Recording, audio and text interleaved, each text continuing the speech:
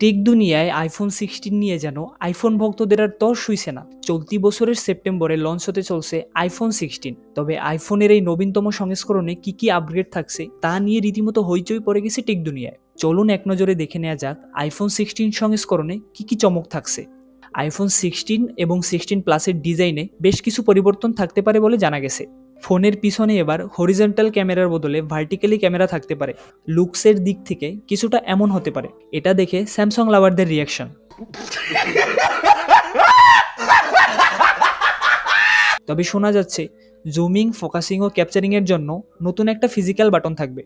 পাওয়ার বাটনের নিচেই থাকবে নতুন এই ক্যাপচার বাটন। অ্যাপেল মনে করে এই ফিচারটাই বেশি সংখ্যক গ্রাহককে আকর্ষিত করবে। এবার রঙেও চমক দেবে আইফোন 16 ও 16 প্লাস। শোনা যাচ্ছে গত বছরের দুটি মডেল আইফোন 15 ও 15 প্রোর তুলনায় দুটো বেশি রঙে পাওয়া যাবে নতুন মডেলগুলি। আইফোন 16 ও আইফোন 16 প্লাস পাওয়া যাবে 60টি নতুন রঙে। বাড়তি রং হিসেবে দেখা যেতে পারে সাদা ও বেগুনিকে। ব্যাটারি লাইফের ক্ষেত্রেও পেতে পারেন সুখবর।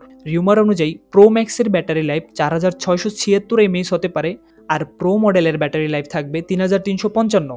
নতুন মডেলগুলিতে যে iOS 18 ব্যবহার করা হবে তাতে আইফোনের স্পটলাইট সার্চ টুলগুলি যেমন সিরি, সাফারি, শর্টকাট ইত্যাদি ক্ষেত্রে জেনারেটিভ এআই ব্যবহার করা হবে। এর পাশাপাশি কোনো জটিল সমস্যার সমাধানে সিরির ক্ষমতা আরও বাড়বে। আইফোনের নতুন মডেলগুলি নিয়ে যেসব তথ্য লিক হয়েছে সেখান থেকে আরও একটি বিষয় জানা গেছে, সেটি হলো আইফোন 16 প্রো ম্যাক্সে ওয়াইফাই 7 থাকবে। এর কারণে নেক্সট জেনারেশন ওয়াইফাই কানেক্টিভিটির কারণে স্পিড বেড়ে হবে অন্তত 40 জিবিপিএস। ঠিকই শুনছেন, 40 জিবিপিএস।